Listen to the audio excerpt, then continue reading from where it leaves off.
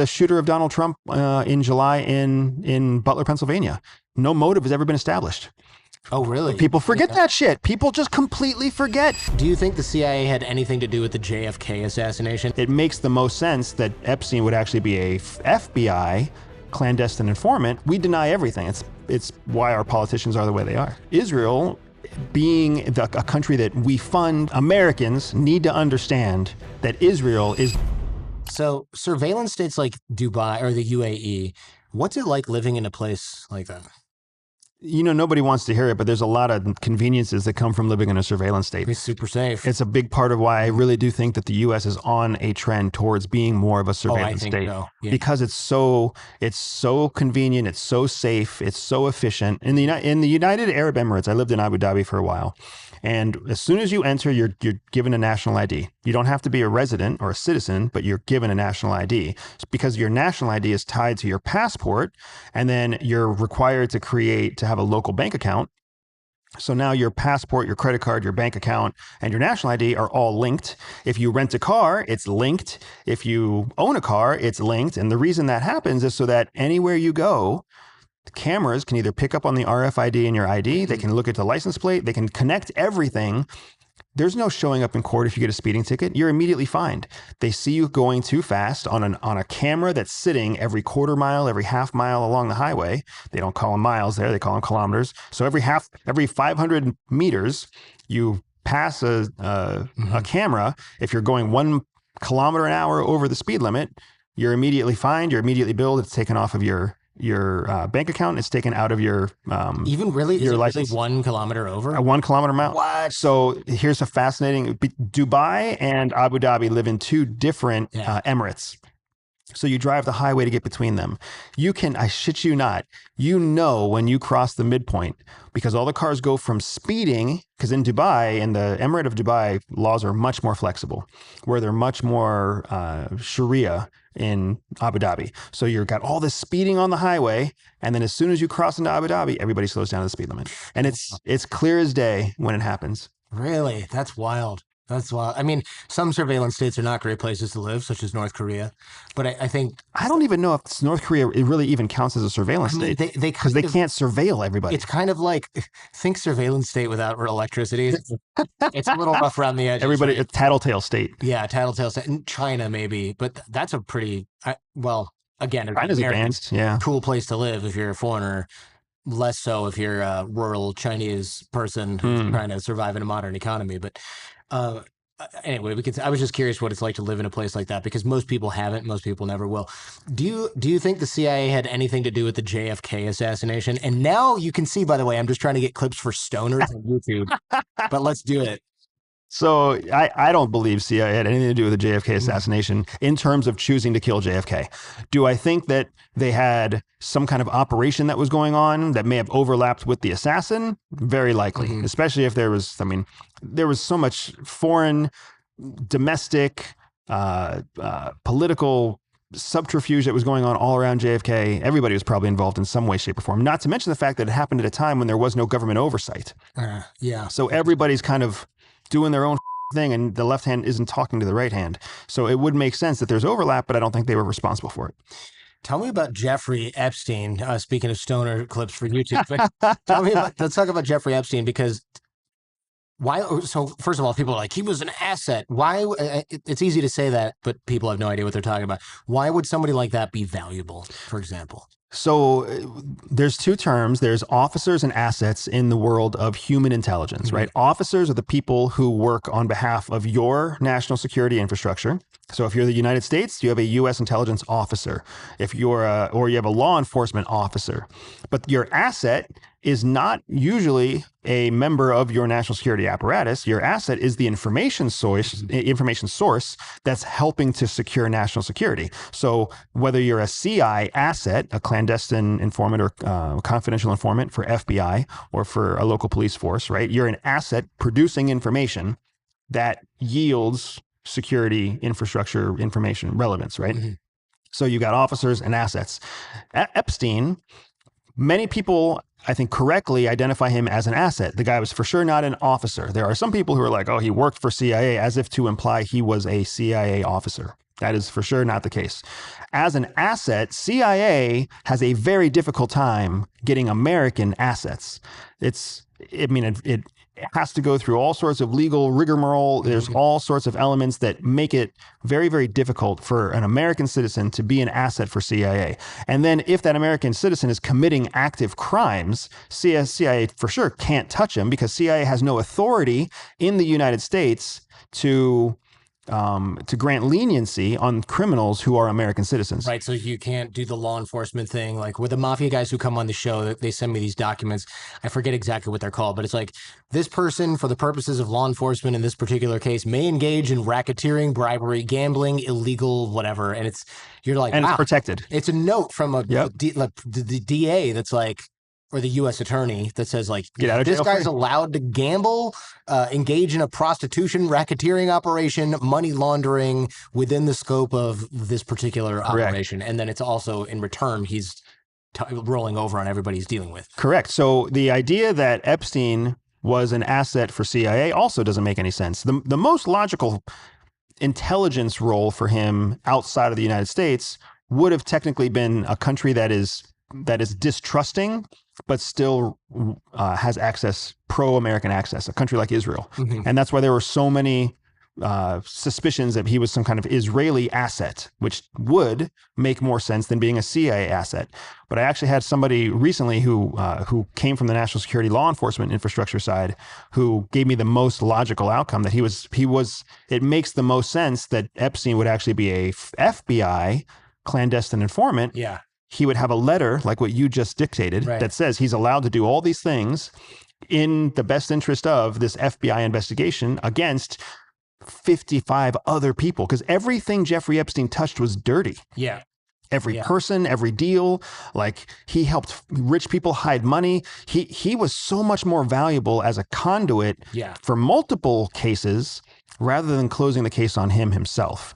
And it would make sense for a guy like that. I mean, once you get the get out of jail free card from FBI, you know that FBI has a legal obligation to grant you immunity, because that's what they put in the letter.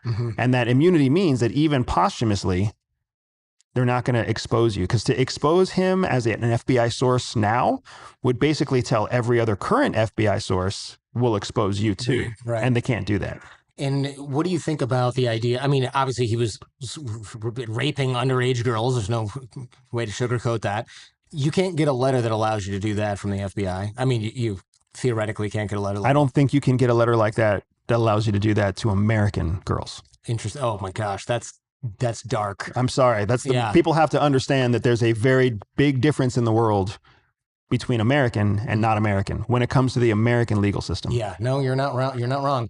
And then the other thing that he was, look, I'm not super up on Jeffrey Epstein, but I think the other thing he was doing was filming all of these powerful people also raping underage girls in order to get something on them and then maybe control these people. So that I think was, so is that sort of in line with the FBI? Because the FBI can't go, you can blackmail other people. Like that's, well, maybe they can, but that's a dirty letter. I mean, there's all sorts of tricky stuff here, man, because you've got islands that are not American islands.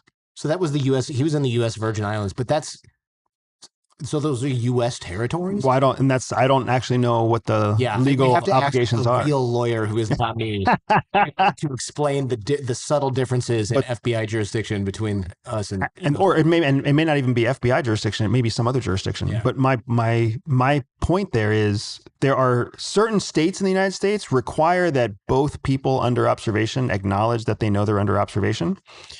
Other states don't. Like there are certain states in the U.S. where if I call you, I can record it without telling you it's recorded. Single party consent, yeah. And there's other states where you have to have both. And the same thing is true for video. So again, if FBI was trying to collect incriminating evidence against American citizens committing crimes in a U.S. territory, him having cameras everywhere would make perfect sense. And maybe the majority of his footage couldn't even be touched because it was American businessmen committing crimes against foreign girls that did not align in terms of illegality, right? The prostitution is legal all over the world, right? Child slavery is legal all over the world. Slavery is still legal all over the world. We live in a bubble here in the United States. We don't realize it. What do you think? What mistakes or oversights in counterintelligence would allow somebody like Epstein to operate at the scale he operated at for so long? I mean, it would take a great deal of mistakes, which is part of, I think, the argument behind why it's almost improbable that all of those mistakes would have happened Yeah. and then sustained for so long. Yeah. It makes more sense that there was some sort of acceptable measure that he was working within. Because I think the conspiracy folks, and honestly, I can't say that they're totally off on this one from the sound of it, would be so many things have to go wrong to let somebody like that be off the leash for so long that it's almost like he had compromise on people who made important decisions, whether to shut down an operation like that, for example. So that's the thing. That's where it all starts to fall apart. People land on this idea of blackmail. Yeah. Professionals don't use blackmail. I mean, blackmail is the weakest form of persuasion, of manipulation. It's so fucking weak, but people believe that it's such a big deal because of movies and television. Like here, if you just do again, thought experiment with basic blackmail, somebody comes out and tries to blackmail you like, oh, I know that you cheated on your wife. Here's the blackmail. Well, now, as soon as it's publicly available, the person who receives that blackmail is like, it's fake. It's a phony. Well, especially now, deep fake. Bingo. It's AI. And then who's going to put the resources into analyzing it to verify that it's real? Meanwhile, you, the person trying to blackmail the person, just spent your only round. Blew your wad, exactly. Yeah. And that happens at an international level. It's even worse, right? If Netanyahu had dirt on Donald Trump and he released that dirt on Donald Trump publicly, Donald Trump would refuse it. Nobody would verify it. And then at the exact same time, Donald Trump would be like, Netanyahu just tried to stab me in the back by making up fake information. Right. He's cut off. We're going to put sanctions on Israel. Everybody's going to it's not how it works. It's a huge losing game. It seems like the real would be, I mean, either all those mistakes were made and it was just a total cluster over there, or he was just really, really valuable doing something else. And everyone was like, but like, this guy is so gross, but look at all this great stuff he's getting us all the time. And gross people are super valuable. When the public says we'll never know the truth, do you agree, or do you think they'll never know the truth? They're never going to expose it. And you know what's funny is JFK thing, and not only the shooter of Donald Trump in July in Butler, Pennsylvania. No motive has ever been established.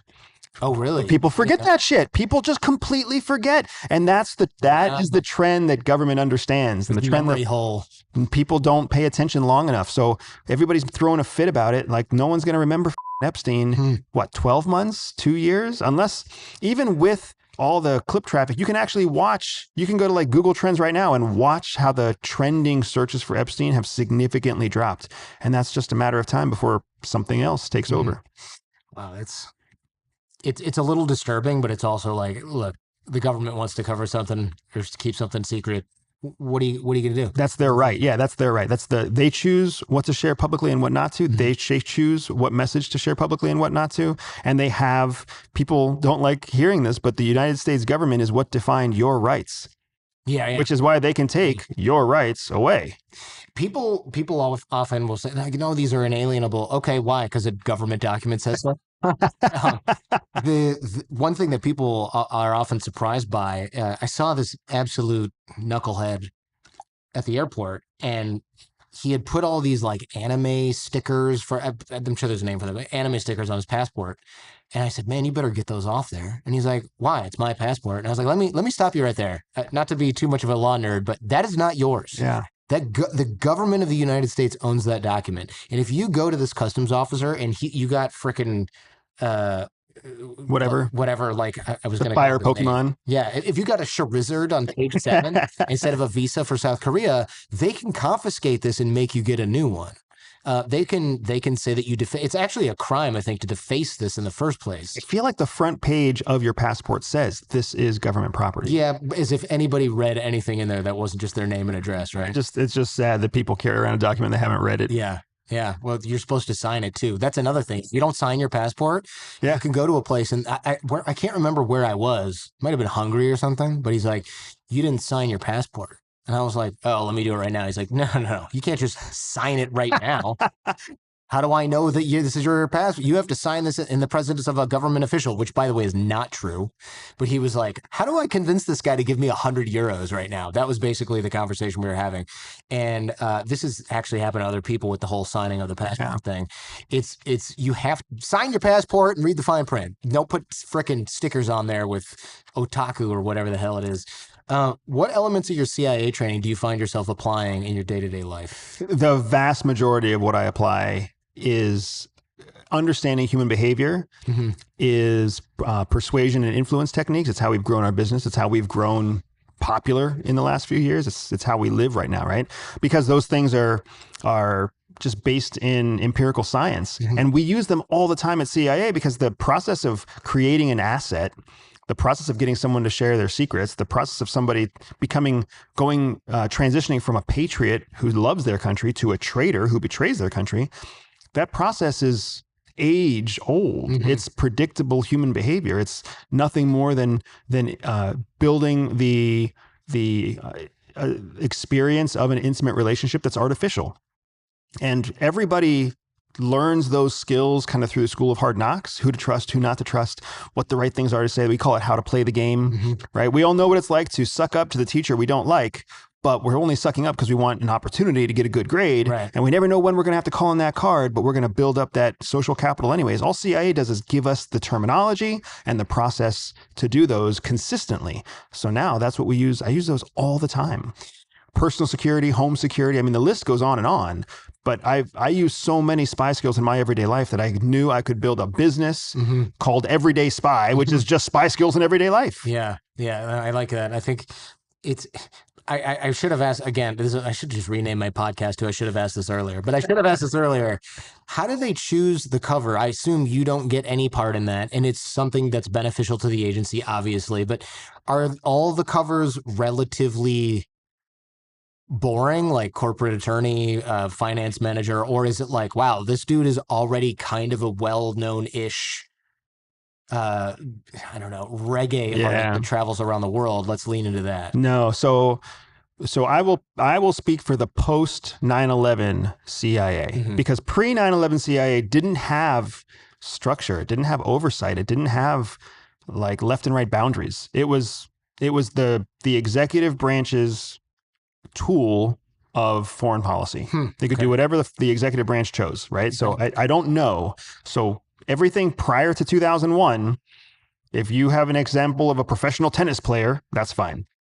But post 9/11, with the advent of government oversight, with Senate intelligence committees, right, with a DNI in place, everything had to change. And it professionalized in a way where it was using best practices for intelligence operations. And one of the best practices is you want cover identities that are benign, that are not alerting, that are uninteresting, because the benefits of that exacerbate, right? Or the benefits are exponential. Not only does your officer have an easier thing to remember because they're a middle manager in an envelope company, but now it's really easy for them to tell that cover story on a plane or in a cab and nobody wants to talk to them. Right. If you make them something interesting and then they talk about it, other people are going to ask questions. And the more questions, the more you have to master your cover, the more room you have to make mistakes inside your cover. So they want very benign cover identities. Now, I will also say, you are correct. We don't get any say. Yeah. 99% of the time, we don't get any say in what our cover is. Okay. And the 1% of the time that we do get a say, we have to justify why it would matter. Like, for example, you have family connections in Taiwan. So if they were to be like, hey, we're going to base your business out of Malaysia, you might be like, how about a little bit? It doesn't really make any sense because it's going to hold up to scrutiny if it's out of Taiwan, right? Yeah. So that's the 1% where you get a say. Basically, if you can backstop it a little bit by accident, by who you really are. Really are, exactly. It's helpful.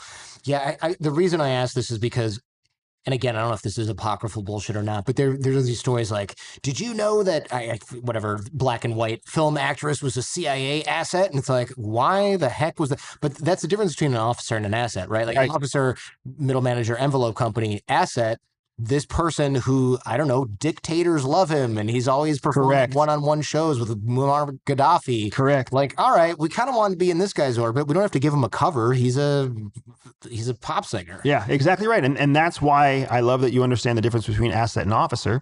And hopefully everybody listening now knows that better too. So when you see, was Frank Sinatra an asset? How many musical artists have been accused of being assets? Yeah, right? it's a ton. Yeah. A ton. Possibly, because especially if they get a letter that says, hey, when you're doing this stuff on behalf of the United States, you're also allowed to get free gold. Yeah, and cocaine and women. And we won't tax you on the gold that you collect. That's right. All of a sudden, Sinatra's like, hey, I'll cheers to that. Yeah. And I'll come back once every 6 months and tell you about how I got banged by 3 hookers and, you know, whatever in France. Exactly. Yeah. Yeah. Probably do it for free. Information warfare and influence. I'd love to talk about this because social media is a weird battlefield now, more than it has been in the past with TikTok and everything. How would you explain to the average listener or viewer how intelligence services might weaponize something like TikTok, X, Instagram, and maybe we use the conflicts like Ukraine or Israel, Palestine as an example? So it's not a might, like it's an active weaponization. I just said might because in case you're like, I can't say how they're acting. Oh, no, it's actually happening. But I will say this, I would not call social media a battleground because in a battleground, you have offensive and defensive efforts that are taking place. You have no fucking defensive efforts in social media. It's all offensive. It's a mosh pit. Everybody's shooting shit all over the place and nobody's trying to build defenses. All the defenses we're kind of outsourcing to the executives who run those firms or the security teams or the moms and dads who have to babysit their kids, or we create apps that block content from kids, but nobody's trying to actively identify the fake information and prevent it from coming. So it's not really a battlefield or battleground. Yeah, that's an interesting. It's just a giant like lava pit. Yeah. But the way that it's used, professional intelligence services, so when it's coming from state-owned sources, state-owned bots and state-owned services, they understand that getting a specific outcome is very, very difficult. The probability of getting the outcome you want when it comes to an influence campaign, an information campaign, the probability is very low. But the probability is very high that you'll be able to create so much chaos and noise that you will consume more of your opponent's resources at a proper ROI. So I can put $5 into an ad that creates a huge headache for you. And then I know that you have to put $200 into resources to try to fix the ad that I put out there for $5. I see. Yeah. So that's what ends up happening, especially with Russia, Belarus, North Korea stealing cryptocurrency, right? China, it's so easy to create these influence campaigns that just create doubt and chaos and discord because the cost to fight it is so expensive that they already know the United States isn't going to pay it. Yeah. Instead, they're going to say, hey, Counterintelligence Center, please send out a note to the American people that says, maybe you shouldn't trust what's on YouTube. Yeah. Right? Yeah. I'm surprised. I mean, China and other places, at least for me personally, China has tried to get me to post propaganda before. But I'm curious, what's the most, and it didn't work, what's the most effective way governments quietly influence journalists or media organizations without it looking like outright propaganda? Because this attempt by China was really clunky. It got exposed on YouTube because it's basically like one guy who was an agency sent a bunch of stuff to a bunch of YouTubers without vetting them. Like, you would know that I probably wouldn't post Chinese propaganda if you, I don't know, looked at anything I've done in the last 20 years. And they also emailed my friends at the China Show, which is like properly anti-China, and they asked them to do the same thing. So they got exposed, but other countries are slicker. They're better at this, right? It's about the modus operandi, the strategy behind the country. China, their MO, their strategy is a bull in a china shop. That's how they do things. That's how they've always done things. They do lots of sloppy operations, and I say sloppy because that's the term. That's a generic term. What I mean by that is they have no problem handing over to amateurs multiple opportunities to do covert influence, to do less covert influence, to do digital offensive cyber operations, foreign commercial operations. They'll just outsource it to anybody because they want as much noise as possible, because the more noise, people feel like China's so sophisticated. They're such a threat. They're everywhere. Meanwhile, their very high sophisticated operations can sneak by. Yeah. Right. Yeah. But even when they go in, like when they broke into the Office of Personnel Management in 2003, I think it was, they left a clear mess in the code that was easy for people to go back and be like, China's the one who stole this, Right. which they love because this is all art of war stuff, right? When your opponent talks about how dangerous you are, it makes everybody afraid of you. Right. Russia's the opposite. Russia doesn't want anybody to know they were there. So Russia goes in, and when they leave, you actually don't know they were there. Yeah, so we don't even know what they stole. Or you think it was North Korea because they put that in there. Like one of my friends does high-level cybersecurity stuff for like the ruling family of Dubai and stuff like that, right? And he'll say things like, this looks like a Russian attack. And then the next day he's like, or he'll say, this looks like a Korean attack, North Korean attack. Actually, no, we think it's a Russian attack. How do you screw those things up? And he's like, well, what happened was we saw Korean in the code and we knew it wasn't South Korea because it didn't make sense and it was using North Korean vocabulary. But then we realized that probably was put there on purpose to make it look like it was them when it was actually fancy bear. And that's a false flag. Yeah. False flag operations are very common, and it's a great way of throwing people off the scent. When you make it look like somebody else has done something because you know that the first scrutiny is going to go to the other flag, right? So that's a big part of it. When the U.S. finds that Russia has infiltrated a system and they've done it sophisticated and they've done it with tools that the U.S. didn't even know existed, they don't make a fucking press release about that. Right. Because they don't want to tell the American people, hey, the Russians can't protect you. the Russians just stole all of your data from the Social Security thing, and they use this tool that we'd never seen before. Yeah, pretty smart, huh? Anyway, back to other news. Anyway, exactly. Yeah, this stuff. It's quite interesting to see how they use journalism and media and social media, and that's just going to get worse and worse and worse. And there's nothing. So there's really nothing you can do to prevent bad information from getting out. The only thing you can do is identify it on your own and then not internalize it, not trust it.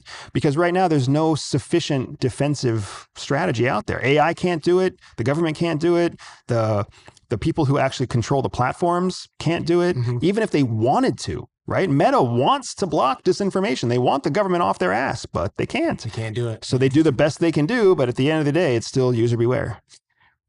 Israel-Palestine, man. I'd love to talk about how radicalization happens. It's a little bit maybe too deep of it's too spicy of a meatball. It is. It's such an interesting meatball, though. Yeah. I agree it's spicy, but it's such a good meatball. I mean, we can dive into it. First of all, can I even say, this is also a tough question. Where do you stand on this? I mean, it's a tough conflict. Yeah, it's a tough conflict. And I think at the end of the day, Americans need to understand that Israel is good for us.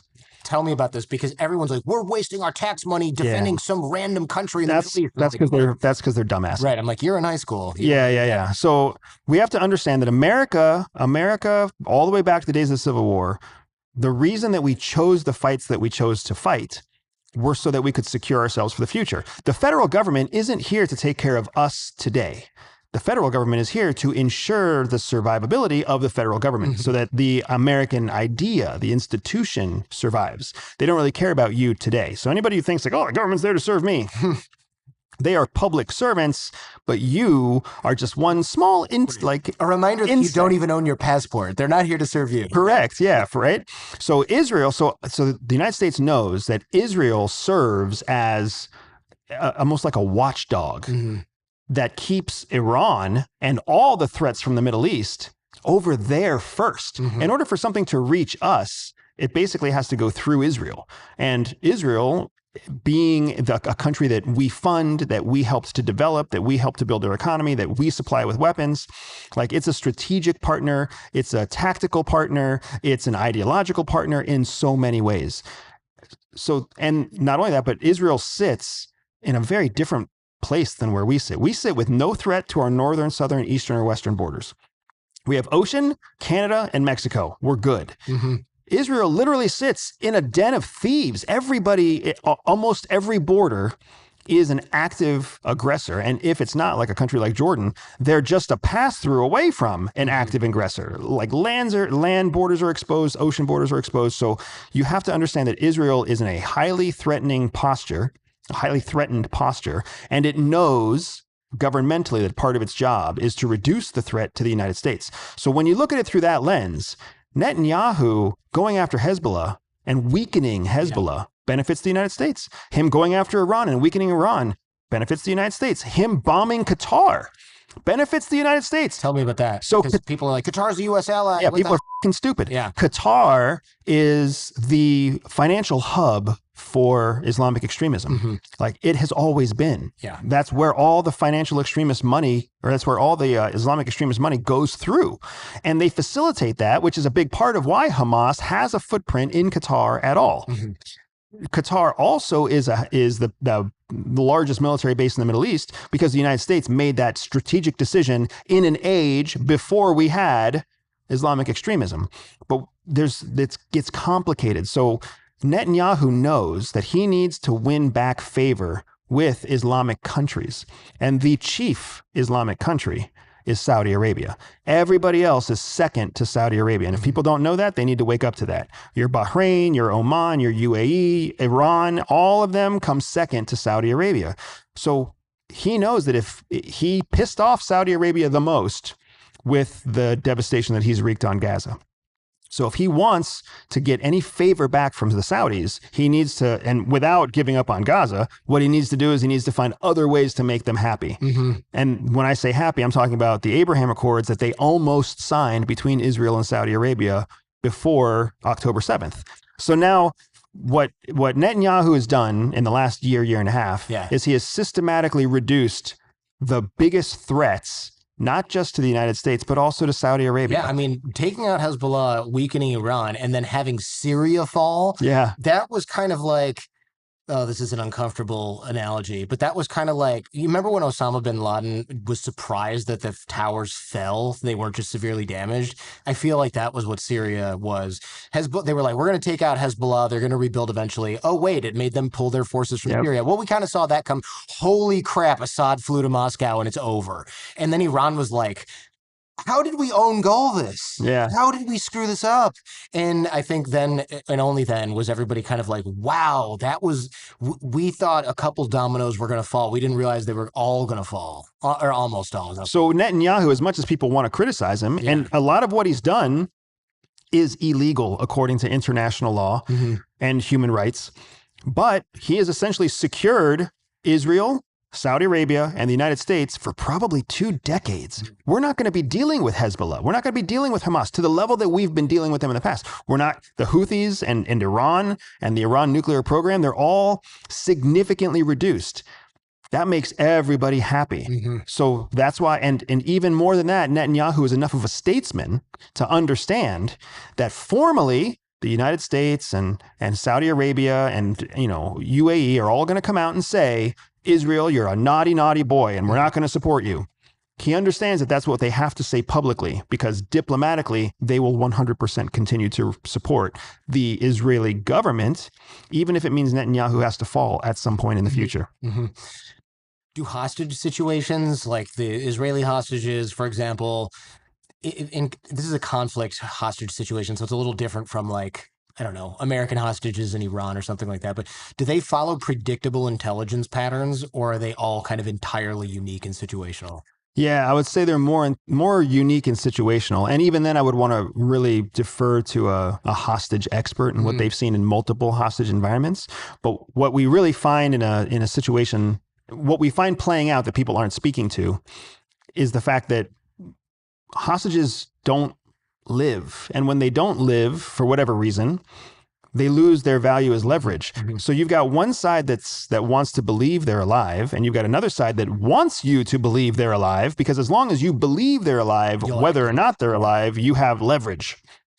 So as this conflict has taken so many years of conflict, and one of the dark realities that we do have to understand that people, again, don't want to accept, if Netanyahu decides to air raid a building and there's 2 sick hostages alive in the basement and the air raid kills them, theoretically, he can still claim that they were killed in custody before they ever got there. So he has leverage to continue to prosecute conflict, because the impetus to prove that it wasn't the air raid is on a terrorist organization, which is going to be very difficult to prove. What's interesting to me is I'll be talking about this conflict with somebody, and they'll say like, this is Israel's fault. The hostages are dying. I was like, but if the police storm a bank that's being robbed and the robbers kill the hostages in the bank, you don't blame the police. And people were like, of course you do. And that blew my mind because I'm like, no, Yeah. you blame the bank robbers who shot the hostages. Yeah. The police went in there or the military, like trying to get them out. And they're like, no, I blame the military. I blame the police. So it's just, you can't convince people on this one. You like, they've picked their side, and it's not, that's what this conflict is just. Speaking of social media and disinformation, like this conflict it's almost like religious in nature, literally in some ways, but culturally religious. Like, you will never convince somebody who's pro-Israel to a certain, like a hardcore, that they're doing anything wrong, and you will never convince somebody who's pro-Palestinian that Hamas. It's like, do you condemn Hamas? Yeah, but whatever. And then they'll qualify it with, but they're the resistance movement. So you can never really. There's like no middle ground here. Yeah, for most people. And I don't blame. Its responsibility lies in so many places. I don't blame social media, because social media is just, like we said, it's the shitstorm that everybody's watching. If there's anything I blame, it's the individual ignorance, each individual person's ignorance in their inability to separate Hamas from Muslim. Yeah, or Palestinians even. Yeah, or Hamas from Palestinian, and Israel from Jew. Mm-hmm. There are plenty of Jews who are not Israelis, and there are plenty of Israelis who are not Jews. Dude, we did an episode on anti-Semitism, and people are like, I don't hate Jews. All I'm saying is that the reason we blame Jews for everything is because of what Israel's doing. And I was like, dude, I don't think this is the little nuanced discussion, that you think you're like, what argument do you think you're making right now? Yeah. And even Hamas is only recognized as a terrorist organization by 12 countries because it has two different wings. Right. It has a political wing, and it has an extremist wing, a militant wing. And even though I would say that the two are not as distinctly different as they probably want us to believe, they're still completely different from just being Palestinian living in Gaza. Right. No, I agree with that 100%. I'll move on from that because it's a spicy meatball, and we're not gonna solve anything on this. I was just curious about your opinion on that. Iran, Iran's always fascinating to me, right? Because they want conflict with the United States, but they want it to be opaque, I guess, right? They can't just go, we're shooting rockets at American forces. That happens sometimes, but it's pretty rare. It's usually in response to something else. They can't really attack the United States. They do it via proxies, like a shadow player, not really a direct actor most of the time. From a former spy's perspective, how does Iran project power without openly going to war? Talk about Hezbollah and other organizations. Yeah, absolutely. So Iran's primary point of conflict isn't even with the United States. It's with Saudi Arabia. Because inside the Middle East, you've got two different centers of influence that are competing for dominance. And it's Saudi Arabia and Sunni Islam, and Iran and Shia Islam. And you got these two distinctly different centers of gravity.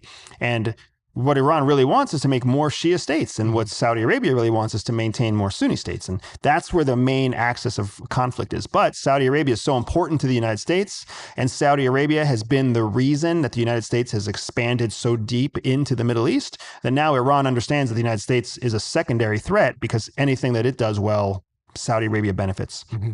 So Iran also understands, though, that it's in a precarious situation because it's isolated, and its primary source of wealth is oil and agriculture.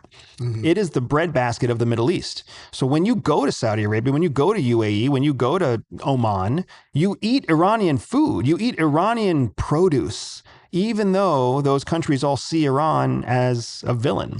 What methods does Iran's intelligence service use to fund and coordinate proxies like Hezbollah and Hamas? And how do Western intelligence agencies counter and track that in the first place? So it's a great question.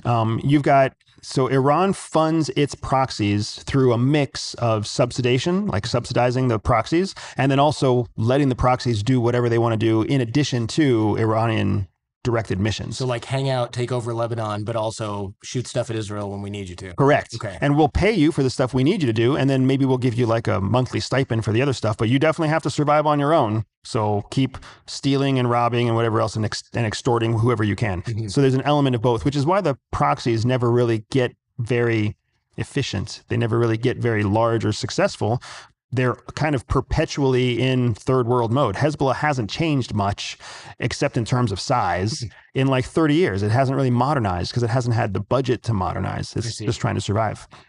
So that's how they fund them. And then, well, you had a second question. Yeah, how do Western intelligence services track and counter that? And that's a big challenge. So a lot of times what we do is we follow the money. We follow where the transactions are coming from, where they're originating, what the denominations are. A big part of the reason why I am not a fan of decentralized currency, why I will never be a fan of decentralized currency, is because the primary use case for decentralized currency is criminal activity. Yeah, for sure. I mean, if you really care about economic benefit, you want centralized currency because every transaction generates money that doesn't come out of your taxpayer pocket, right? So that's the big challenge there. And as Bitcoiners are so angry right now, they can be this guy. Oh yeah, and thank you Bitcoin for making a bunch of bad guys really fucking rich because your price is going up so much for something that people can't use in a pizza shop. Yeah, I do see people cheering a lot for Bitcoin, and it's usually people where you go, oh, that guy. Yeah, exactly. Yeah, it's like a bunch of it's like human traffickers love it. Drug runners love it. The people who broker information or sell people. Traffic children. Yeah, exactly. They love it. Mm-hmm. That's the use case. That's the use case for decentralized. Yeah. But we're not what people are concerned about, okay? Yeah, it's the decentralization. It appeals to the geek and the libertarian, but it's like we're cracking some eggs to make this omelet, and those eggs are minors and innocent people. Yeah. So follow the money. Yeah. Follow the money. And then when you find the source, this is what people also need to understand. When you find the source of the money, you don't run a raid. You then start to monitor it. Intelligence collects. Intelligence very rarely ever interrupts, right? It was really when CTC, when the Counterterrorism Center was first stood up, every center inside the CIA has a mantra, if you will, right? Like a saying that goes along with them. And CTC had to come up with a mantra. So they came up with this mantra that was deny, disrupt, and destroy. I think it was deny, disrupt, and destroy. And the whole idea there was deny access first. If you can't deny it, disrupt it. If you can't disrupt it or deny it, then destroy it. But if you can't destroy it, or if you can deny or disrupt, then do those things first. Given the recent talks around nuclear enrichment and the fact that Iran moved all their uranium out, but by the way, what was that about? So for people who don't know, we dropped what was that called? The giant bomb on the Natanz facility several months ago. But we gave them a warning, so they moved out the personnel. They filled the tunnels with concrete so they could dig them out again, and they moved all the uranium, from what we understand. I don't know that we gave Iran a warning. I would want to double check that. I don't recall us giving them a warning. Either way, they moved everything and everyone out, and they preserved the interior of the structure with concrete before the bomb hit it. Well, we don't know how much has been preserved, how much has been destroyed. Right. But that is the satellite imagery suggests that there was a mass exodus to get things out before we actually bombed it. So do we? And people were saying we set them back by a few months, a few years. How do spies verify how close Iran is to a bomb? It's it's so, this is another uncomfortable truth that Americans really do need to understand. Yeah. American insight into Iran is only as good as the assets that we have in Iran. And there are plenty of people out there who both within their brief and outside of their brief have commented on the fact that we don't have very good assets in Iran. We don't, as an American intelligence service, a ton apparently, right? Right. So what that means is we get our information from somebody else. So if it's not like Mossad's going to tell us 100% of what they know. Right. They're going to tell us only what they want us to know. And they're 4 years behind, but Mossad, go ahead and tell them they're 4 days out so that they blow up more bingo in Iran. Yeah. And that's the United States, especially with the Trump administration's first term and the disruption that happened to CIA and all these people leaving CIA. Now you have fewer people to cover more hostility. I see. And you have a CIA that often feels kind of like repugnant at their leadership now because it's all back and forth. So how professional are they in carrying out their operations? Quite professional. But are there enough of them to actually do it? We don't know. I've had people from inside CIA who have talked to me off camera who have said that they believe that 40% of CIA's intelligence right now is actually being provided by foreign intelligence services. Not like that means only 60% of what we're telling the president is our own intel. Right. So 40% of it's coming from someone else. So we could be feeding all of our military and civilian decision makers just disinformation. And here's why that's so important, because in the 1980s, I believe it was the 80s. It was the 80s, the Clinton era? 80? No, that was the 90s. That was the 90s. Yeah. So in the 1990s. Because I knew what a blowjob was. I wouldn't have known that. That's a Monica Lewinsky reference, not a random perverted other thing. That's awesome. Just in case anyone's. So in the 90s, the Clinton administration was making executive policy decisions about Cuba. And the primary two people that it was getting information from was a senior analyst in DIA and a senior analyst in the Department of State. These were the two people primarily feeding the president's daily brief on what policy decisions to make about Cuba. Well, it came out in the mid 80s, 88, 89, that both of these two individuals were Cuban intelligence assets. Oh, man. So Cuba was feeding these two different sources the same false information. And then these two sources were feeding the false information to the president. And it looked like it was valid, corroborated information because it came from two different services, not recognizing that they had both been violated. They had both been penetrated by Cuba. Whenever I hear about Cuban intelligence success, they're so good. They're so good. And it just shows you how terrible they are at managing an economy, because they owned the crap out of the U.S. They had Soviet backing. They were in this amazing spot for all these reasons, and yet they still are. And I love Cuban people, but the country is a dump. And it's beautiful, but man, it's been mismanaged so poorly that it's like you couldn't have tried to make it prettier. You couldn't. You couldn't. It looks like tropical North Korea. It really does. And it's just amazing how much they screwed it up. It's almost like communism doesn't work. I know I'm going to get unsubscribed from that. I don't care. It's almost like communism and repressive authoritarianism just are not the best way to run a country. It's a shame that you have to worry about your opinion on communism taking away subscribers. Oh my gosh, I don't really worry about it. But I remember when I was talking about my experience in North Korea. This is a few years ago. It was on a live broadcast. And I mentioned Iran as well. And this is probably 2022.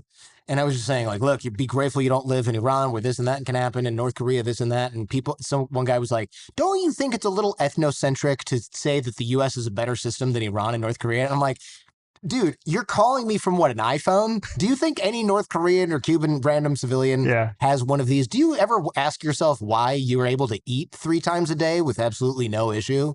If there's two countries where we can objectively say our system is better, it's going to be Cuba and North Korea and Iran. I guess it was Iran and North Korea. I screwed that up. But if there's a couple of countries where you could say our system is better, it's going to be this mess of nations. Like you stack China against the U.S., it's like, well, they have this and we have that. And they have this and we have that. Okay, fine. There's debate going on there. If you go to any one of these places, my God, the lights turn off half the time. And that's if your city has electricity in the first place. Yeah. Come on, man. When we were in Cuba, we didn't just stay in the capital. We went to some rural areas. And I remember kids and young people would come out in like dirty underwear. And I go, why is everyone naked? And I remember one of the ladies was like, they don't really have other clothes. And they would ask us for stuff like pens, because they were blown away that we had working pens. And I'm like, I thought you had free healthcare and stuff. And I remember our guide going, well, they have their teeth and if they get lung cancer, and I'm like, but they're naked. They're walking around naked. They don't have running water. And he's just like, and even that was the propaganda line, because a few years later he escaped to Miami after telling me for a week how amazing Cuba was. Conceivable potential this category is. And I mean, it's important to know that what you're describing isn't just like villainous countries. Right. Cambodia isn't that different from what you just described. No. Right. I mean, Vietnam and parts of Vietnam, it's not that in large parts of Vietnam, it's not that different from what you just described. Mm-hmm. Yeah. Yeah. It's been 20 years, but I remember crossing a border from Vietnam to Cambodia in the jungle, and I had an e-visa, and they were like, does this look like a border post that accepts an e-visa, my man? Because it was like the first year they were doing this. So I was delayed, you might say. And I remember walking around this village, and there was like a cage with a giant snake in it outside someone's house. And I said, what is that for? Because I was walking around with a guy, and he's like, they're going to eat that. They're going to eat that. And I was like, oh my God. Because it was this snake. The cage was like a dog cage, but made out of sticks or bamboo, whatever it was. They made it, but the snake was just curled up in there over and over. You could tell it was really uncomfortable. And I thought, so they caught that somewhere near here. Get me out of here right this second, because that thing could swallow your arm. I mean, and probably more. This thing was enormous. Back to Iran. I know that it was so. Israel was super successful in taking out Iran. There's a podcast with Sam Harris that they interviewed an Israeli journalist. I don't know if you heard this, but Iran, apparently there was a meeting where all of the Missile Command brass, Air Force brass, they all met in one place, and Israel bombed it and took out all of them. And it turns out that this meeting was organized by the Mossad. But imagine this, all your top brass, all of the right people emailed to set up a meeting that was credible to go to this easily accessible place. So it's not like they all got a fake email and they showed up.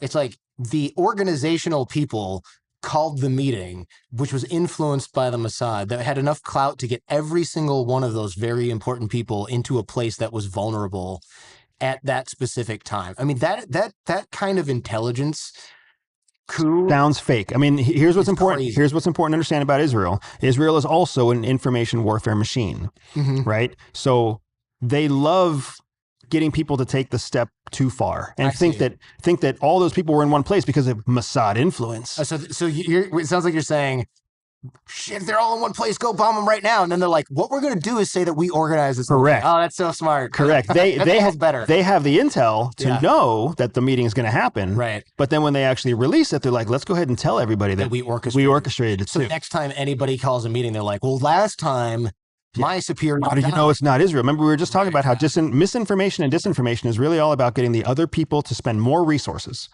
Well, if it costs you $0 to go ahead and make a public statement, yeah, we bombed them and we orchestrated the meeting. And meanwhile, everybody else is spending tons of resources like trying to verify that meeting is not a trap. No, that's actually, I love that take, because that's even better somehow. No, we organized the whole thing from start to finish. It's like, or did we? Yeah. But what you need to do is make sure that you never have a meeting again, and everything you do is 16 stories underground, which is much harder for you to execute. Right. And this is again, we talk about MO. Israel's MO is to do incredibly brazen acts of violence and take public credit for it, and then air footage and everything else, because they know that there's a fear mongering element that deters its enemies even further. Whereas China goes in and just breaks everything, and they don't really care if they get caught, and Russia doesn't want to get caught. The United States also doesn't want to get caught, which is why the United States denies everything. They're like, oh, I'm pretty sure that we saw U.S. airplanes over that site. Nope, that wasn't us. That was somebody else. Somebody else with they painted their airplanes to look like us. We deny everything. It's why our politicians are the way they are. That's so interesting. Yeah, I hadn't thought about that, but you're right. Like, you look at the pager thing where they took out half of Hezbollah, or whatever, half Hezbollah, and of course it's on security cameras, so they can verify the whole thing. Hezbollah is probably using smoke signals by now to communicate with each other, right? I mean, think about it. Yeah, think about when they released footage of their own drone pilots inside Iranian territory. First of all, there's no way to verify that those drone videos were coming from inside Iran, but they didn't care. They're like, let's put it out there. We're going to release, we're going to even have somebody recording clandestine footage. Like, you think the Navy SEALs have somebody in there on like an iPhone? Like, okay, wait a second, before you breach. Well, it's a GoPro. Right, go. Yeah. You know what, though? I will say, I do know some special operators, and apparently there are body cams and stuff. For sure. Probably breakdowns later. It would not surprise me at all if they were like, that video's pretty sweet. We should put that on the internet. That was a hell of a shot. You know, like it's only a matter of time. This reminds me of that information warfare remember when Ukraine had put the false tops on the trucks and put the drones in there, and they lifted the drones up. And so if y'all haven't seen this, you got to YouTube this. Ukraine basically spent, I don't know, years orchestrating these containers that had a false compartment, and inside the compartment were drones that had explosives. And as soon as the truck drivers from Russia picked it up and drove them deep into Russia, these drones took off and landed in Russian airfields and took out, I don't know, $1 billion or $2 worth of advanced military hardware. But they videotaped, from what I understand, how this went down. And that was as good as the victory of blowing up all the hardware, or close to it, right? Because you see that and you go, guess we shouldn't count them out just yet. Holy smokes, this is like a Mossad level intelligence and military success. And from Ukraine, the country that we thought was a bunch of no. It's not coming from Ukraine. It's coming from all the allies that help Ukraine. I see. Because who's going to come up, who's going to bake that idea and then be able to test it Nobody. But they can bake it and give it to Ukraine and test it just fine. And if the whole thing goes tits up, but if it works and now there's a reason for video footage, because now whether it was the French or the British or the Americans, they're like, oh, now we know that shit works, right? We can start creating vehicles that we only sell abroad that have false compartments in the bottom. But to your point, Russia's checking every single truck now for a false compartment. Correct. Spending a bunch of time and money. Yeah. Forever. So the imports of goods during wartime for them just skyrocketed in terms of time and effort. Yeah, it's really interesting. Now that you've pointed that angle out, you can almost see it in every operation, right? The value of just causing friction, creating friction for your enemies is just huge. Absolutely. So there was this famous Soviet document that was collected during the Cold War, early on in the Cold War, shortly after World War II. And in that Soviet document, it said that one of the key things that Soviet intelligence, KGB operatives should be doing to their American intelligence assets, they should be encouraging their American assets to have as many meetings in the building as possible, as many meetings in their daily life as they can have. Because the KGB was like, the more Americans are in meetings, the less anything is getting done. So it was actually like a KGB seal of approval. Hey guys, call more meetings and do whatever you can to encourage more meetings and more communication in your office, because we know it's going to slow the Americans down. It's going to slow them down militarily. It's going to slow them down in their weapons development. It's going to slow them down in their communications and telecommunications infrastructure. And now look at us. Now we're a meeting hungry culture. I was going to say, it sounds like our whole corporate culture was dictated by the KGB. Isn't that crazy? We're going to need a Zoom to talk about our planning meeting for our Q3 objectives meetings. And it's like, so are we having a meeting to talk about a meeting where we're going to talk about meetings? Correct. Yeah. But it's an important meeting, so be there. Yeah. It's all hands. We need 30 seconds. It's funny. I did a call. Oh, I shouldn't name. I did a call with a really, really, really big multinational corporation that everyone has heard of. They're trying to acquire my show for their network. And the initial call took 2 weeks because there were like 27 people that needed to be on it. And finally they were like, screw it, only 22 of the 27 can make it, but it's as good as it's going to get. So that we had the meeting and we talked about basically nothing that couldn't have been done in an email. And they said, we need another call in 3 weeks. We're going to do this. It took about 8 or 9 weeks for that to happen. There were 150 or 100 and something people on the invite, and they finally gave up, and 2 people showed up to the final thing. And I was like, so did the cost of time, the delay, only to have almost nobody show up, did that make what benefit was there to that? And I remember one of the guys was like, ask me that when we're not on a company Zoom call and I'll tell you. And I saw him at a meeting and I was like, do you guys always do that? And he's like, you'd be surprised. There's a lot of that. Like, holy shit, your whole day is just meetings. He's like, I get most of my work done after work. Unbelievable. Never go work for that company. You're one of the only people. I know we're running out of time. I'm sorry to keep checking, but no, it's because it's a hard stop. I'm checking as well, and I'm gonna end it right here. You know what? Actually, plug the book.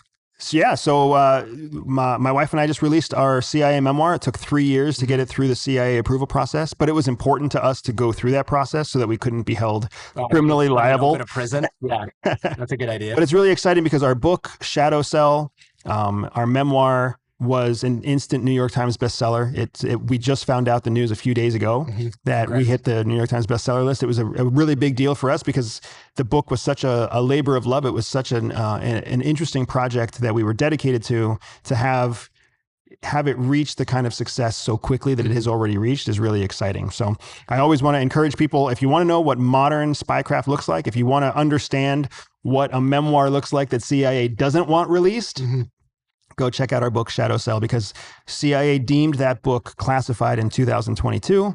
And then only after threatening them with a First Amendment lawsuit did they choose to allow it to be released to the public in 2025. So it's full of stuff you're not supposed to know. According to CIA, yeah.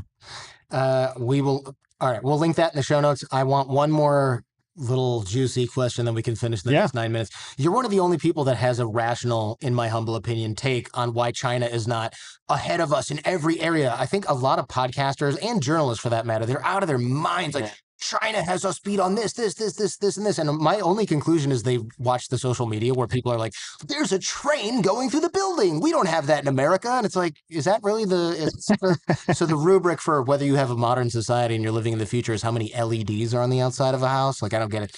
But people really, they go crazy for this. And I think China has a lot of cool advanced stuff in major cities, tier 1 cities. But I don't believe, and I don't think this is cope, I don't believe they're ahead of us in most areas. Yeah. And you're the only other person I've seen that kind of agrees with me, that has that's not like, doing it for political reasons. Yeah, I mean it's a shame too, because I love China. I had a chance to travel there and study there when I was with the military. It's awesome, and I love a lot of China, but I do not like the Chinese government, and I do not like the Central Communist Party or the Communist Central Party. There's all sorts of issues there, and it's those issues that also prevent them from being the like, what's the word I'm looking for, the juggernaut that we're all so afraid of. Yes, because they're authoritarian, they can make decisions quickly. And yes, they can copy and mimic and do all sorts of things that we can't do very well. But that's their strength. When it comes to their weaknesses, they can't innovate like we can innovate. They can't build ideological relationships like we can build ideological relationships, which makes everything they do very pragmatic. And then that just breeds this culture inside of nobody really wants to brief bad news up, and nobody wants to disagree with the boss, et cetera, et cetera. And that doesn't create the kind of conflict and constructive criticism that you need to actually get better. So there's a lot that China, even politically and economically, they're dealing with completely different, unique issues than our different, unique issues that are plaguing them, from their currency to their property and real estate issues. Yeah. And we have it bad enough with 330 million people. They have all of that times 1.6. I think they're 1.3 or 1.5 billion. Billion. Yeah. Billion. So if we have 330 million Americans, that times 3 is still only 75% of what China has, right? Crazy. It's insane how huge they are. So think about their population challenges, their taxation problems, their infrastructure problems. Like, they are growing, but in large part, I had this great friend of mine who explained to me once, the United States spent 50 years laying telephone wire so that we could connect everybody by phone. China was basically living out of ditches while we were laying telephone wire. And then we invented cellular networks.